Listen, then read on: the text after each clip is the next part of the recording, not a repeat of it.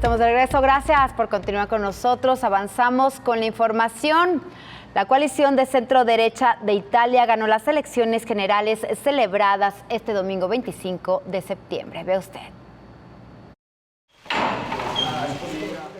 La extrema derecha conquistó el domingo la tercera economía de la Unión Europea con la histórica victoria del partido de Giorgia Meloni en las elecciones legislativas de Italia. La formación de Meloni, Hermanos de Italia, que proviene de la tradición neofascista, se consolidó como la mayor fuerza, un resultado sin precedentes según los datos a pie de urna. La formación posfascista supera ampliamente a sus aliados de extrema derecha de la Liga de Matteo Salvini y Forza Italia del magnate conservador Silvio Berlusconi. Por primera vez en la historia, desde 1945, una formación que proviene de la tradición neofascista va a gobernar Italia, gracias a que se presentó con una coalición de derechas que obtendría en total entre el 36,5 y el 46,5 de los votos. El Partido Democrático, principal partido de la izquierda, no consiguió movilizar al electorado para frenar el avance de la ultraderecha y tuvo que conformarse con una cifra que oscila entre el 17 y el 21%. Los antisistema del movimiento 5 estrellas obtuvieron entre el 13,5% y el 17,5% de los votos, por debajo de su histórico puntaje de más del 30% logrado en 2018.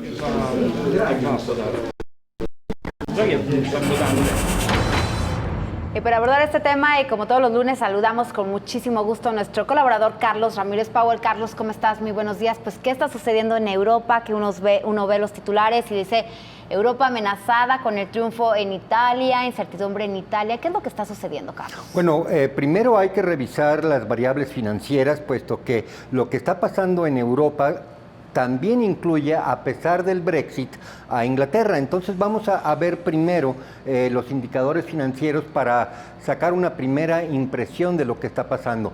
Mira, el euro sigue cayendo a una velocidad bastante respetable. En la pantalla tenemos 96.61, pero ya a estas alturas está en 96.10. En otras palabras, tiene una marcha continua hacia una devaluación que lo deja muy lejos de la paridad con el dólar. Mientras que la libra esterlina está en 1.08 en esa toma de pantalla, en este momento se encuentra en 1.06. Sin embargo, hay una sorpresa de madrugada que le va a interesar al público de Señal Global. Mira, en la siguiente lámina tenemos cómo se está comportando el mercado. En general, las variables están siendo fijadas por toda una serie de manipulación por parte de los banqueros centrales. Sin embargo, tenemos una tendencia bajista en el Dow Jones, que es lo que marca la tendencia general. Hay que recordar que el Standard & Poor's, que es el segundo renglón, está abajo de sus límites de soporte y básicamente ahorita estamos en lo que técnicamente se llama un rebote de gato muerto. En la siguiente lámina está la sorpresa. Mira, ahí tenemos lo que sucedió en la madrugada del día de hoy con la libra esterlina.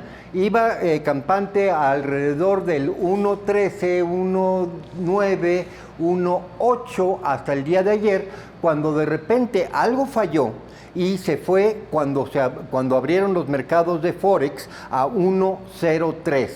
¿Qué sucede después de que toca el mínimo histórico de todos los tiempos, que fue 1.03, vamos a ver, 1.35?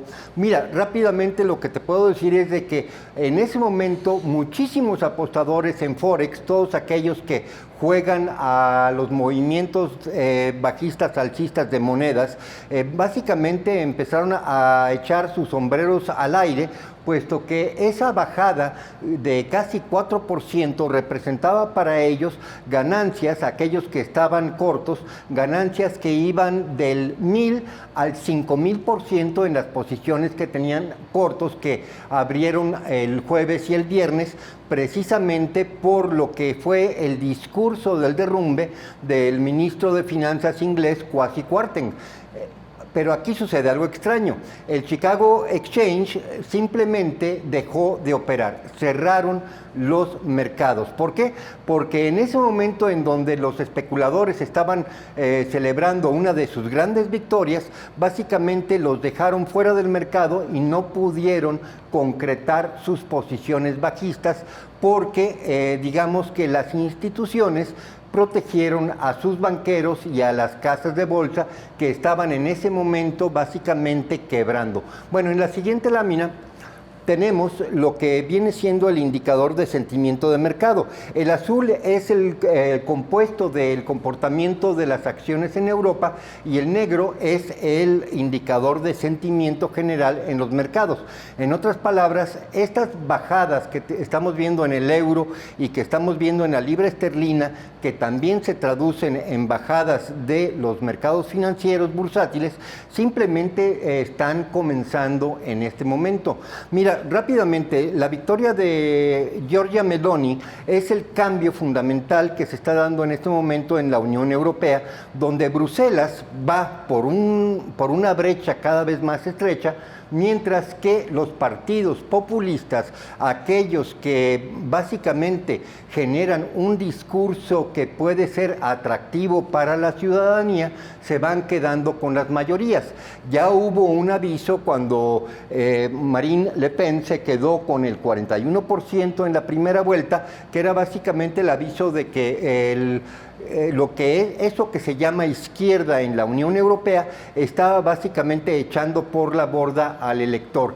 ¿Cuál es el mensaje de Giorgia Meloni? Pues es efectivamente surgido de la derecha italiana y mira, se resume en sus 3 palabras que son, digamos, su lema, que es Dios, familia y patria. Básicamente los 3 elementos que la Unión Europea tilda de ultraderecha. En otras palabras, el hecho de que la Unión Europea se haya marginado de 3 conceptos que son tan atractivos para la población europea, si no pregúntale a los franceses o a los húngaros o a los polacos, el hecho de que la Unión Europea esté tratando de remar en contra de consignas, de palabras clave tan atractivas para la ciudadanía, hace que efectivamente las propuestas electorales de aquellos que son más afines a la Unión Europea simple y sencillamente se vayan automarginando. Es una situación muy grave la que está pasando en la Unión Europea, es la situación que se da cuando básicamente tu mandatario, en este caso Ursula von der Leyen, no tiene absolutamente ninguna línea de contacto con el sentimiento electoral de esa Unión Europea que dice liderar. Y bueno, le dio la puntilla a la izquierda italiana en el momento en que se comportó de una manera, vamos a llamarle, siniestra, cuando dice que si el sentimiento popular va en contra de la Unión Europea, parafraseo, dice, tenemos herramientas. Ese es el discurso de una persona que básicamente no tiene ninguna línea de contacto, no tiene manera de entender qué es lo que está pasando en la base electoral europea.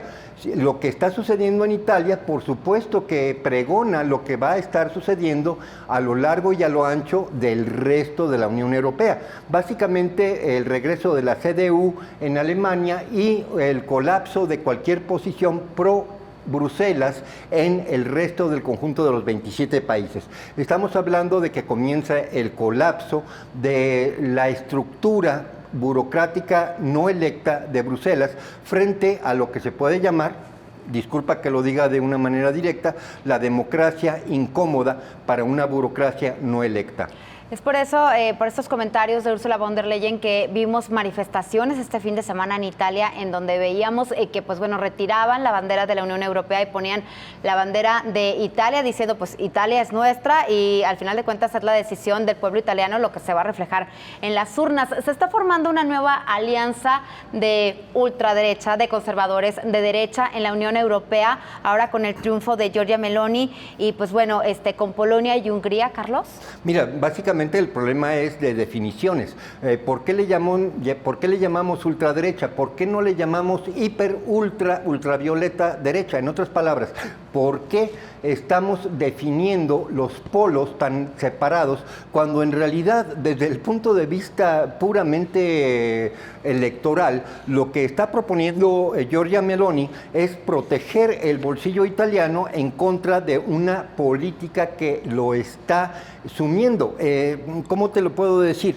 El problema de la terminología de los medios de comunicación cuando marginan a lo que es centro derecha y la convierten en ultraderecha es el hecho de que de esa manera la burocracia en Bruselas se coloca a una ultraizquierda, a una hiperizquierda que básicamente no tiene ninguna perspectiva electoral a futuro. Es la confrontación de Bruselas contra la ciudadanía de la totalidad de la Unión Europea.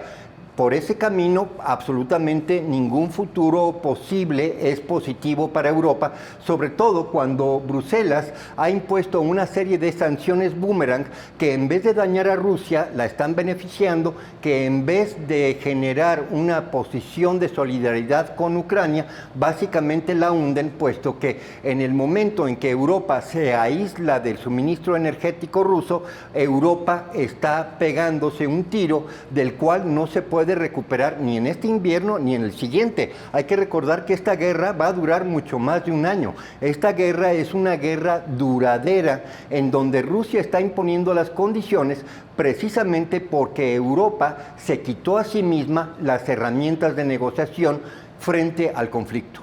Hablando de los temas energéticos, veíamos pues bueno, al canciller de Alemania, Olaf Scholz, visitando a diferentes países, entre ellos Emiratos Árabes. ¿Ya solucionaron la crisis energética con esta visita? Porque veíamos que van a recibir gas natural licuado y diésel por parte de estos países. ¿Ya se encuentra solucionado? Por el contrario, mira, ni remotamente puede Alemania solucionar el problema energético por una razón muy sencilla. Obviamente que del Medio Oriente pueden pueden zarpar barcos metaneros para entregar dicho recurso energético en Europa. El problema es que Alemania no tiene puertos para recibirlo, todavía no los construye. Y por otro lado, hay que recordar que aunque tienen el 90% de reservas almacenadas, esas reservas nunca fueron contempladas como un sustituto del suministro energético, sino como un complemento. Ya para diciembre va a haber realmente una situación de deterioro y caos energético que básicamente yo preveo que va a tumbar a buena parte de los gobiernos actualmente en funciones en Europa. Pues ya estamos viendo el caos que hay en diversos ámbitos en la Unión Europea. Carlos, muchas gracias. Como siempre, nos vemos el viernes.